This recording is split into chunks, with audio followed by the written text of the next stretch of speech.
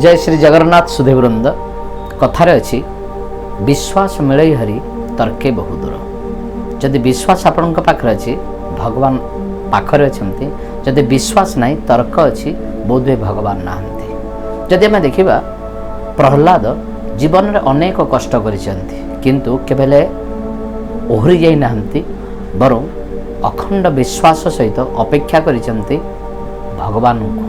भगवान केतेले आसिबे आ भगवान निश्चित भाव में आसिबे तांको रक्षा करिबा पाई। जेतेबेले पचारिले हिरण्यकशिपु अनेक जंत्रणा देई सारिबा परे, अनेक कष्ट देई सारिबा परे सर्वशेष जेतेबेले पचारुचंते प्रहलाद तुम भगवान कौन प्रकृति अच्छे, भगवान कौन तुमको प्रकृति उद्धार करें, से प्रहलाद देखई देते हाँ मो भगवान अत्र तत्र सर्वत्र विराजमान करजंती। भगवान सबुठारे अछंती। जीपरि भाव में गीतारे कहते विद्या विनय संपन्ने ब्राह्मणे गभीरस्तिनि सुनिचैव सुपाके च पंडित समदर्शिना।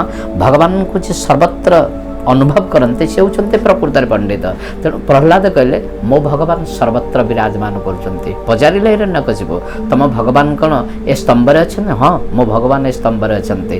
जेतेबेले प्रहार करथिले स्तंभ को, स्तंभ भितर बाहरी जो भली भाव में बर पाई हिरण्यकशिपु मरिबा पई से भली भाव में अवतार नहीं आसीते भगवान हिरण्यकशिपु को विदारण करबा पई नृसिंह भगवान। आपण चिंता करंतु सेतिक विश्वास थिला प्रहलादन पाखरे रक्षा करने भगवान निजे आसीथिले। देखंतु ध्रुव को भगवान को पाइबा पई निजर बापा, निजर माँ, निजर समस्त को त्याग कर दे देवर्षि नारदंकर वचन पर विश्वास रखी, गुरुदेवों कथा पर विश्वास रखी जंगल को जाइथिले। अगनागनी वनस्थ जोठी बाघ भालू ठारू आरंभ करी भूत प्रेत पर्यंत समस्त अच्छे सबको बेखातिर करी भगवान चरण कमल में निजको संपूर्ण भाव में समर्पित कर देते। एते विश्वास देला भगवान तांको दर्शन देते ध्रुव पद मध्य देते। जो भाव में अखंड विश्वास था द्रौपदी महाराणी जिते दुर्वासा सहित 10,000 शिष्य मान आसीते, भोजन शेष हो जाइए, हांडी किसी ना, अतिथि देव भव तांको प्रसाद देवाक पड़िबो, तांको खाइबाक देवाक पड़िबो, भोजन देवाक पड़िबो। निराश रही जाइथिले द्रौपदी, किंतु विश्वास हरई नथिले। विश्वास था भगवान कृष्ण उपरे आसीते। साग कणिकाटाए मध्य लागिथिला भोजन हांडी रे देई देइथिले भगवान को एवं प्रीत कर देइथिले 10,000 शिष्यों समेत दुर्वासा ऋषि को। ए तो होछि सुधीवृंद विश्वास। तेणु भागवत कहते कल्पना मूले काल थाई प्राणीता जानी न पारे।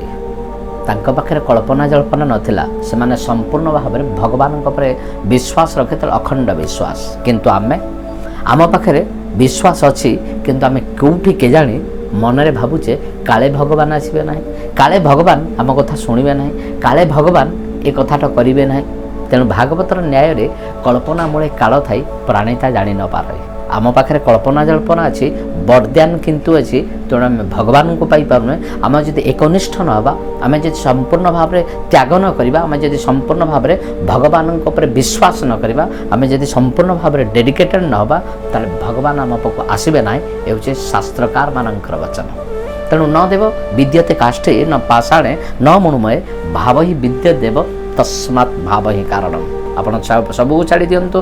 भगवान कौटी नहांती, भगवान केवल विश्वास अच्छे, भगवान केवल भाव अच्छे, भगवान केवल श्रद्धारे अच्छे। आपणकर विचार, आपणकर उपाय निश्चित भाव में भगवान को अपनार करें। जय श्री जगन्नाथ।